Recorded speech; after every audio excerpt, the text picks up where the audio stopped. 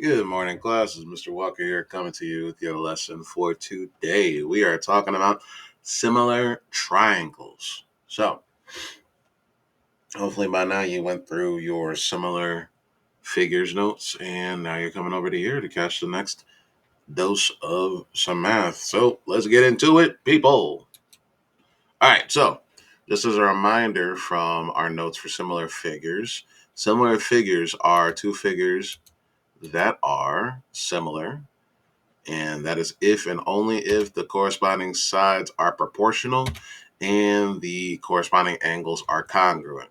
Remember, when we're talking about proportional, we're talking about two pairs of equal fractions. So let's get into a couple of different ways that we can prove that triangles are similar. So there are three shortcuts that we're going to be working with to say that two triangles are similar. Two of them are theorems, one is a postulate. Now, if you don't remember what the difference between those are, a postulate, that's always true. A theorem, you have to prove is true. So you have to be able to use information from the picture. So let's get into our first one, the angle postulate. So if two angles of one triangle are congruent to two angles of another triangle, then the triangles are not congruent, similar. My bad. So in both of these two triangles here, you notice that some of the angles have the same markings on them. That indicates that those angles are the same. They are congruent. So since A and D both have the same marks, that means that they're both congruent. And B and E have the same marks, that means they're congruent. And if I see that A and D are congruent and B and E are congruent, then these two triangles are similar. Now, remember, similarity does mean that the angles are the same and everything else is a little bit different. But everything else, however, we have to be able to go through and figure out using some math. Now, the angles don't necessarily change. Sometimes you'll get these arcs here. Sometimes you'll get actual numbers. So don't freak out if you go through and see that going further. All right, let's get into our next definition real quick. Sorry, that's my cat. So first one we got is the side theorem. So if all the sets of corresponding side lengths of two triangles are proportional, then the triangles are similar. So when I'm doing this, I'm looking at the sides that correspond. So that means that they match up in the same position, just on the other shape. So AB corresponds to DE. Then I have BC here with EF. And then I finally have CA with FD. Now, if these three fractions are in fact equal to each other, that means that I can go through and say that these are similar. So let's get some numbers in here real quick just so you're able to understand a little more. So imagine if AC was 1 and we got DE, let's call that 3. Imagine AB was 2 and DE was 6. And we got down here with BC at 4, and let's call this one 12. If these two triangles are similar, when I set up the proportions with these should be equal. So let's set up our first one with A, B, and DE. That is, oops, sorry about that. Let me go through and get that a little more straight. So first one we got AB over DE. AB is 2, DE 6. Now, we're seeing that that's equal to BC over EF, which is 4 up top and 12 on the bottom. Then finally, we have 1 on the top for CA and 3 for DF. Now, if you reduce each of these fractions to their simplest form, 1/3 is already simplified, but I can go through and reduce 4 over 12 to 1 over 3, because I can divide both the top and the bottom of this by 4. Likewise, this one can also be reduced down to 1 over 3 if I divide the top and bottom by 2. So if I see that I have three sets of equal fractions based off of their corresponding sides, I can say that they're similar. Now, another way that you can go through and deal with this is if you see that all three of these fractions, when you divide them, give you the same decimal, that also verifies their similarity. Now, first one we were dealing with was just angles. This one was just sides. The third one is a little mix of the two. So the side angle side theorem says if an angle is congruent to another angle on another triangle, and the sides including those angles are proportional, then the triangles are similar. So just like how we had in the picture up top, AB matches up with DE, BC with EF.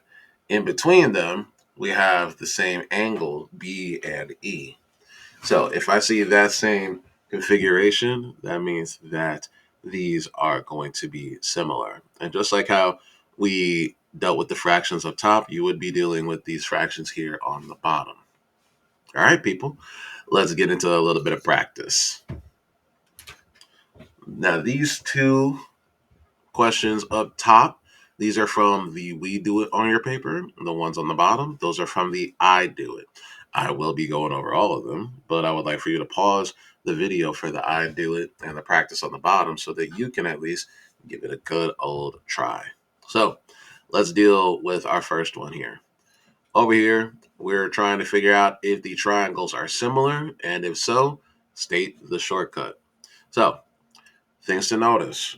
Do we see any numbers on the sides? We do not. So that means that we have to be looking for angles. Now, I happen to see that these two angles here on the bottom are both marked the same. That means that they're congruent. I'm looking for at least one other angle that could be congruent. Now, it's going to be a little, a bit of inference for you and remembering our previous bits of vocab. But if you remember, when we have two lines that cross, like how these two do, these produce a set of vertical angles. Now, vertical angles, if you remember, are congruent. So if these two angles are congruent and these two are congruent, then yes, these are similar based off of the AA postulate. So we have to look and see what we have. If I'm seeing no numbers on the side, I'm looking for AA.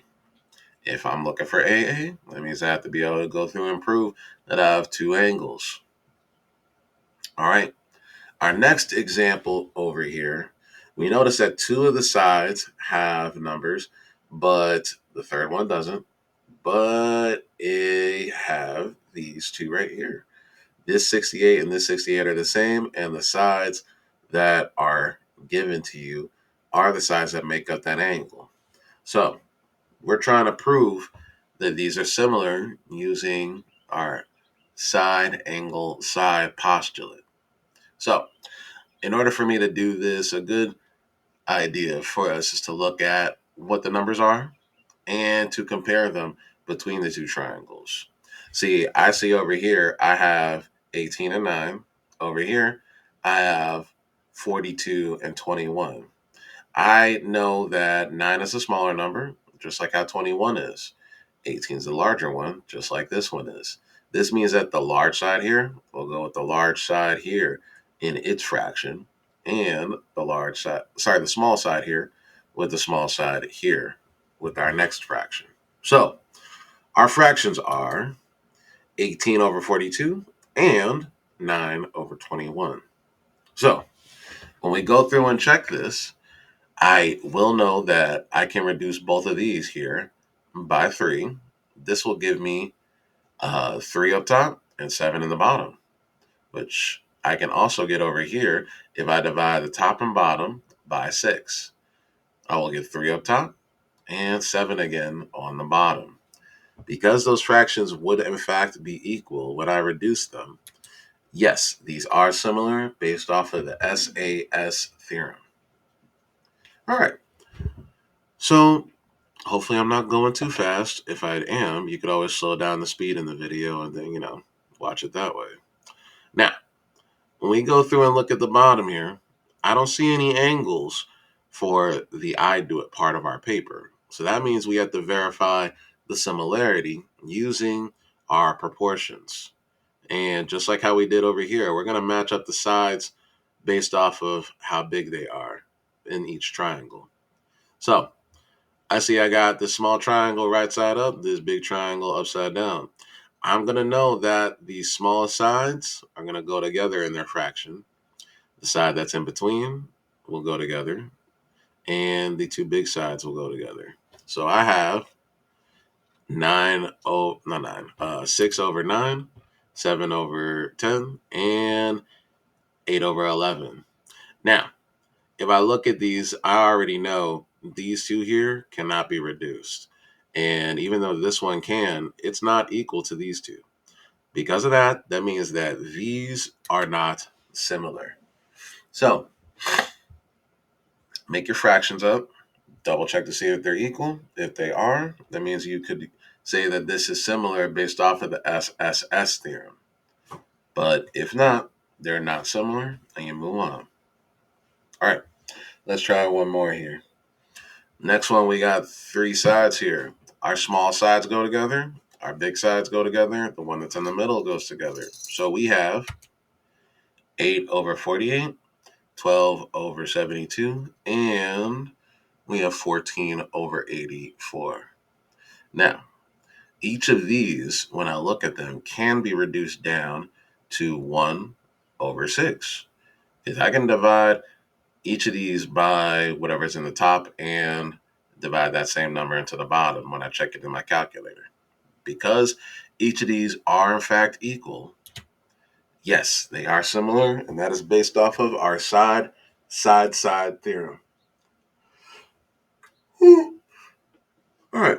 Hopefully that made sense. Sorry about the yawning, y'all. We got a little more to do, and hopefully you are able to get to what we got to do. So, on the bottom here, we got some more problems where we got to extrapolate some knowledge based off of what we have. So, each of these are in fact similar. Because they're similar, we should be able to go through and set up our math to be able to figure out any of the missing angles in the case of our first one, or finding out x in the case of these next two. So let's deal with our first one. First one here, I know triangle MNO is similar to XYZ. They want us to find angle Z. Now, remember what we said at the beginning.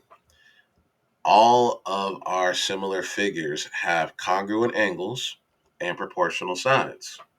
Now, we're trying to find an angle here. So that means that the names here are things that are going to help us find our answer. So, let's first pay attention to M and X. M and X are both in the front of their mutual names. Because of that, that means that they are both congruent. So, X is 61, so is M. Now, the next one I see is Y and N. If they're both the middle number, not the middle number, the middle letter in their names, they're both the same. So that means that if N is 64, Y is also 64. Now, in order for me to find Z, I know that all three of these angles, X, Y, and Z, make up a triangle, which means they all add up to 180. So all I have to do is take 180 and subtract 64 and 61, which will give me 55. Because of that, that means that angle Z has to be 55. All right. Now, our next two are going to involve us using a proportion to solve for X. So let's get to our first one. First one right here. Oh, sorry. Let me go through and explain things. All right. We got two triangles here that are similar, just like how we had in the past, we can use their names to figure out what will go with what. So I see FG is over here. That means that it goes with QR. Now on the bottom, I have SR. SR is right here, which are in the same places as GH. So SR and GH are going to be a part of the same fraction. Then I have SQ and HF. Those are in the same places, which means that those two will be going together. So we have 2x minus 13 times 25, and we have not times 2x minus 13 over 22.5 equals 10 over 25. Now, when you go through and deal with this, this is us cross multiplying. So we take the top of one fraction, multiply times the bottom of the other fraction, and the same thing on the other top. Now, when we do this, we want to make sure that we're multiplying the whole top here times the whole bottom over here. So this way, when we do it, we'll end up with just a equation that we're used to dealing with. So I'll have 25 here outside of 2x minus 13. And that'll equal 10 times 22.5, which will be 225. Now from here, you're going to have to distribute. So I'll have to distribute this in there, giving me 50. X minus, then when I hit that right there, 13 times 25. Just double checking my math. That'll give us 325 equals 225. Then I got to go through and add the 325 to both sides.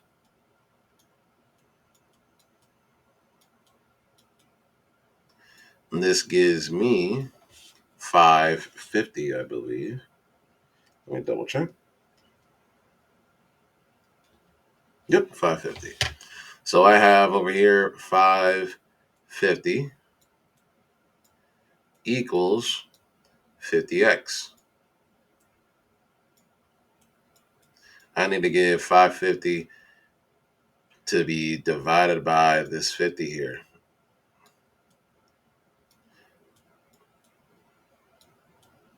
So that means that once we divide both sides by 50, our x will be 11.